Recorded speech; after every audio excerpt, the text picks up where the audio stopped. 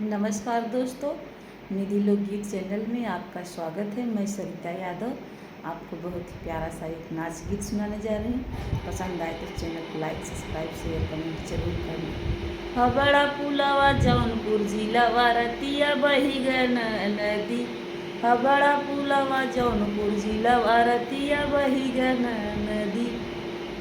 तो सब बहिगा तकिया बहिगा मांग कटिकवा। हबड़ा पुलवा जौनपुर जिलावा रतिया बहिगा नदी। हबड़ा पुलवा जौनपुर जिलावा रतिया बहिगा नदी।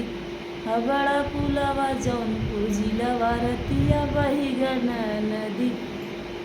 तो सक बहिगा तकिया बहिगा नख कनथिया। हबड़ा पुलवा जौनपुर जिलावा रतिया बहिगा नदी। हबड़ा पुलवा जौनपुर जिलावा रतिया बहिगा नदी। तो सक बहिगा तकिया बहिगा गले कहरवा। हबड़ा पुलवा जौनपुर जिलावा रतिया बहिगा नदी। हबड़ा पुलवा जौनपुर जिलावा रतिया बहिगा नदी। हबड़ा पुलवा जौनपुर जिलावा रतिया बहिगा नदी। तो सब बहिगा तकिया बहिगा हाथ का कंगना। हबड़ा पुलवा जौनपुर जिलावा रतिया बहिगा नदी। हबड़ा पुलवा जौनपुर जिलावा रतिया बहिगा नदी।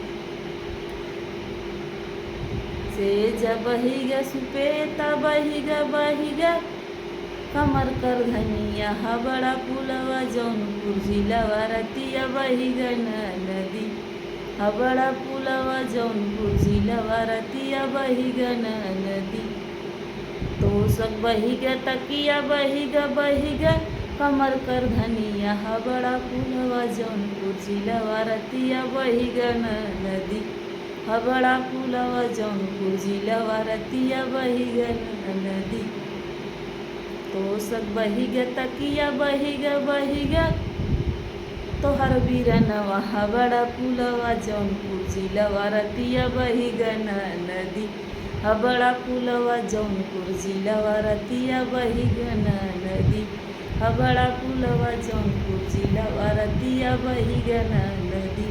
हबड़ा पुलवा जौनपुर जिलावा रतिया बहिगा नदी।